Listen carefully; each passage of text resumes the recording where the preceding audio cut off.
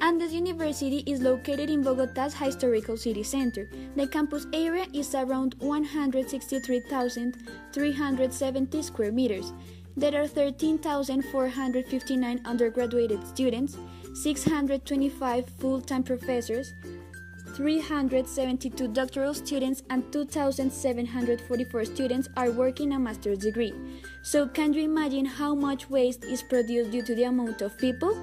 In this video, we will show you the waste management inside the campus, something that is unknown by almost the majority of the people. As you see, there are some specific places where waste production is higher, but mainly at certain times of day, and some others where waste can be reused by students who need them.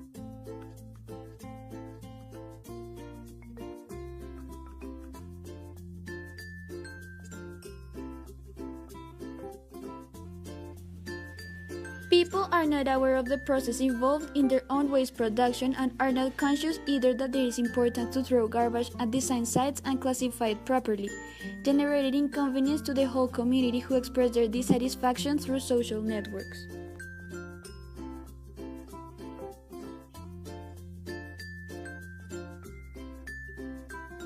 Surveys showed that the waste that generates major displeasure is the cigarette stubs, and that during lunchtime, refuse bins are always full. Here is an interview of a student talking about her opinion about the topic.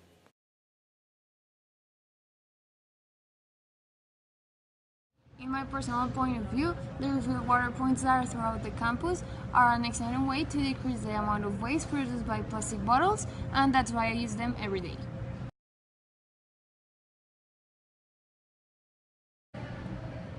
Moreover, that it decreases the amount of plastic waste, which represents a positive aspect for the environment. It also helps with my personal budget because I don't have to waste money buying bottles every time I need it. And also that they are available in different buildings in the campus, it's very easy for me to refill them every day.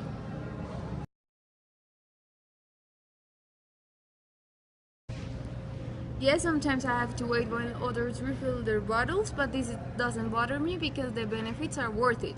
And also I would like to point out that the users are not only students but also teachers.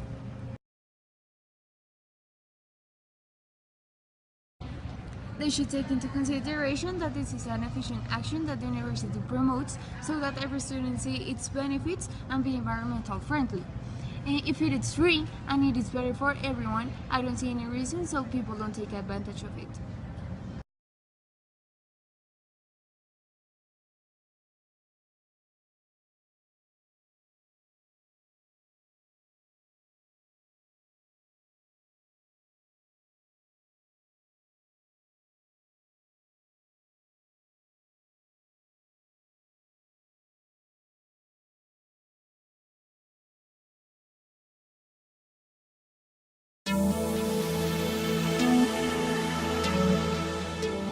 Steven is one of the many workers in charge of keeping the university clean and giving the residues we produce a correct disposal.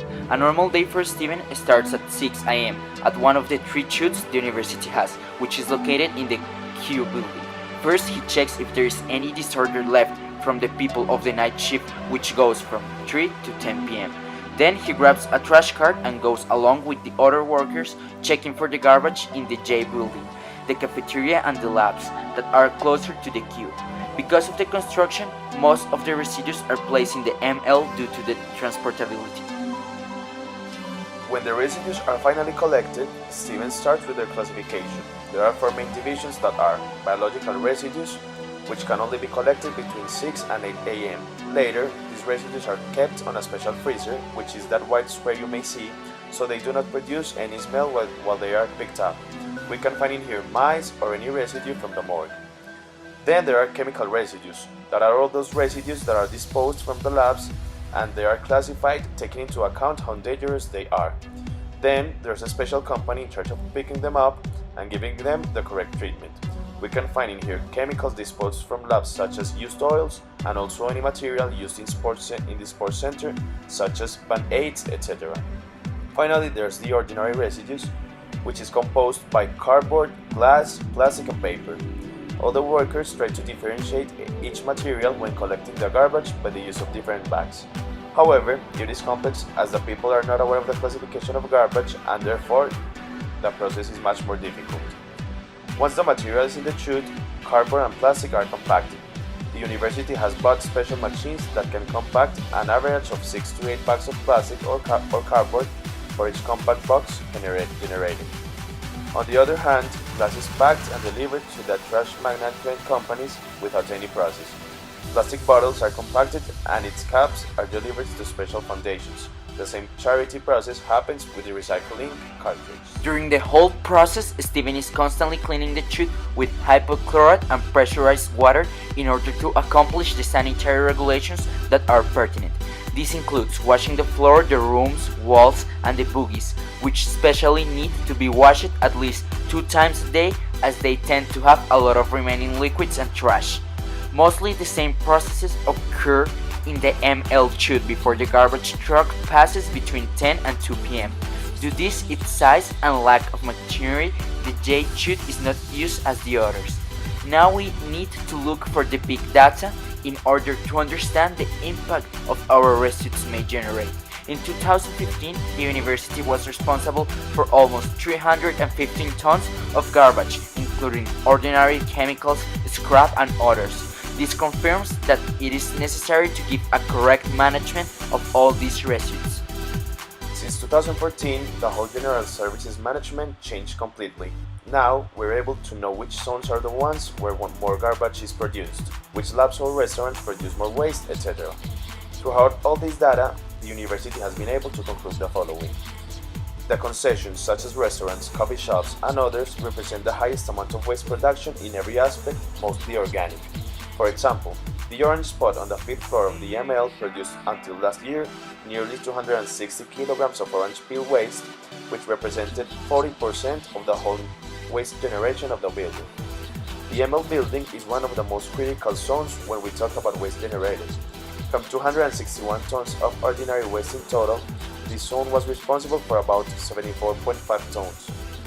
Strategies such as the Eco Point that encourage the process of recycling glass and cardboard by leaving the specific materials in specific location of the university haven't fulfilled the expectations as they don't represent a significant amount of waste generated. Not even 1% of these types of waste are recycled.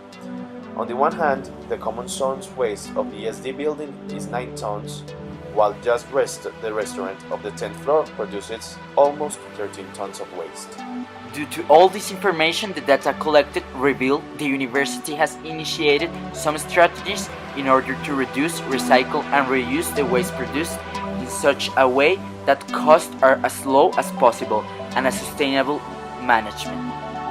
Since 2014, the garbage collection scheme changed. It forces the workers to separate manually the different types of waste from the moment they do the collection route. The same goes for the labs and the morgue, which have to deliver their waste in labeled bags under specific sanitary conditions. Through these politics, the university is able to reach a 90% of effectiveness when classifying correctly the garbage in order to facilitate the compacting process. Due to the classification of different materials, annually 250 kilograms of bottle caps are separated from the bottles which are given to Sanar Foundation. Without the caps, bottles can be compacted for recycling, and throughout the caps donation, there's not only an environmental impact but also a social one. In the recycling business, the products that highlight are paper and cardboard, while plastic and glass aren't that attractive. The university guarantees the recycling of these 4 materials by selling them all together. By this, the university ensures the recycling cycle of all the materials. As the information showed, the biggest problem was related with concessions, so there was a need of making their waste sustainable. Due to this, 1 times 10 plan was created. It promotes that for each kilogram of organic waste that they recycle, by their means, the university collects 10 kilograms of ordinary residues of the concessions for free. Through this strategy, there is an incentive for concessions to reduce the waste and also the cost of ordinary produced because the university assumes. On the other hand, there is a positive impact for the university because the recycle is much better and the organic residues that damage the recycled material and its machinery are taken out from the process. Finally, we can conclude that the university is encouraging the different actors to perform sustainable activities which lead to the reduction of waste. Also, the change in the waste management politics has made the university one of the most committed educational institutions with the environment. However, there's still a long path to follow. Most of us are not aware of the impact our waste may generate. We need to learn how to reduce our waste and, even more important, how to classify it. The different institutions are giving us enough tools in order to make our living sustainable. We need to generate consciousness among all the actors that interact in this process.